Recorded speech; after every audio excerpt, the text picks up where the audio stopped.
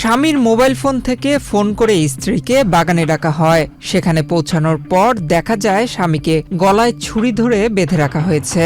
এরপর তার সামনেই স্ত্রীকে সংঘবদ্ধভাবে পাশবিক নির্যাতন চালানো হয়। হৃদয় বিদারক এই ঘটনাটি ঘটেছে শরীয়তপুরের নড়িয়া উপজেলায়। এ ঘটনায় ৩ জনকে আটক করেছে নড়িয়া থানা পুলিশ।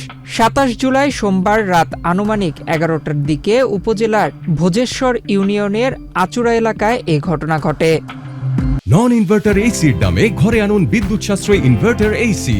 এখন 1.5 ton my one inverter AC মাত্র ৪৮,৯০০ টাকা পাওয়া যাচ্ছে মিনিস্টার শোরুমে। ভুক্তভোগী ও পুলিশ সূত্রে জানা যায়, সোমবার সন্ধ্যায় মাদক ব্যবসায়ী ধরার কথা বলে অভিযুক্তরা ভুক্তভোগীর স্বামীকে ডেকে নিয়ে যায়। পরে আচুরা এলাকার আজিজ ঢালির বাগানে তাকে গলায় ছুরি ধরে বেঁধে রাখা হয়। এরপর তার মোবাইল ফোন থেকে স্ত্রীকে কল করে টাকা ও একটি পেনড্রাইভ নিয়ে ঘটনাস্থলে যেতে বলা হয়। স্ত্রী ঘটনাস্থলে পৌঁছালে তিনি দেখেন তার স্বামীকে বেঁধে রাখা হয়েছে। অভিযোগ রয়েছে, এরপর স্বামীর সামনেই অভিযুক্তরা তাকে পাশবিক নির্যাতন করে।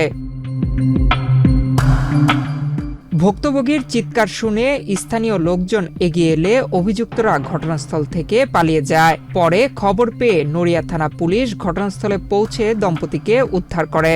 ভুক্তভোগীকে চিকিৎসার জন্য শরীয়তপুর সদর হাসপাতালে পাঠানো হয়েছে।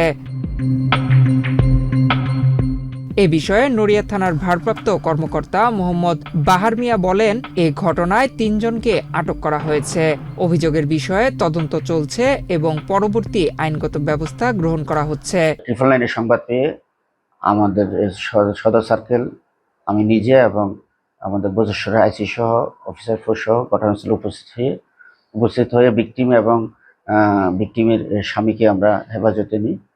তো প্রাথমিকভাবে যেটা জানা গেছে যে তাদেরকে আটিপাড়া, ভিকটিমের স্বামীকে আটিপাড়া থেকে তুলে এনে এই বাগানে তাকে বেঁধে রাখে।